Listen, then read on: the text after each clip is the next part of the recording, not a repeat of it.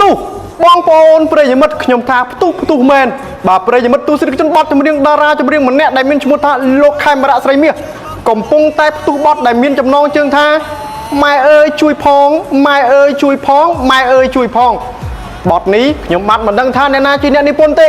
ក៏ប៉ុន្តែបងប្អូនប្រិយមិត្តទស្សនិកជនក៏បានបាទខមមិនខាងក្រោមខ្ញុំថាបងបទនឹងតើអ្នកណាជាអ្នកច្រៀងបាទឥឡូវនេះខ្ញុំបញ្ជាក់បទនេះគឺលោកខេមរៈស្រីមាសជាអ្នកច្រៀងម៉ែអើយជួយផងម៉ែអើយជួយផងតាក់ទឹងបាទប្រិយមិត្តទស្សនិកជនឥឡូវនេះកំពុងតែវាយរកខ្លាំងមែនទែននៅតាមបណ្ដាញសង្គម Facebook តែម្ដងបាទតារាចម្រៀងដែលមានឈ្មោះថាលោកខេមរៈស្រីមាសឥឡូវនេះគឺបាទកំពុងតែផ្ទុះខ្លាំងបទចម្រៀងដែលមានចំណងជើងថាបាទម៉ែអើយជួយផងម៉ែអើយជួយផងបាទហើយខ្ញុំក៏មិនដឹងថាបាទជាបាទអ្នកណានិពន្ធទេបាទបងប្អូនបាទពិតជាលយបាទហើយប្លែកបាទហើយបងប្អូនគិតដូចខ្ញុំអត់ហើយមានអ្នកខ្លះខមមិនថាខេមរៈស្រីមាសអធិរាជសម្លេងបបែណានេះអញ្ចឹងទៅបើតាមអ្នកខមមិនអ្នកខ្លះហ្នឹងច្រៀងចេះច្រៀងចុះសួរតែអ្នកធ្វើបានដូចគាត់អត់បាទអត់បានទេបាទហើយក៏អរគុណដល់បងប្អូនប្រិយមិត្តទស្សនិកជនដែលខ្ញុំតាមដានเพจអង្គភាពសារព័ត៌មានNMR TV News បាទគណៈបដិខ្ញុំបាទ 53A សូមអរគុណសូមគោរពលា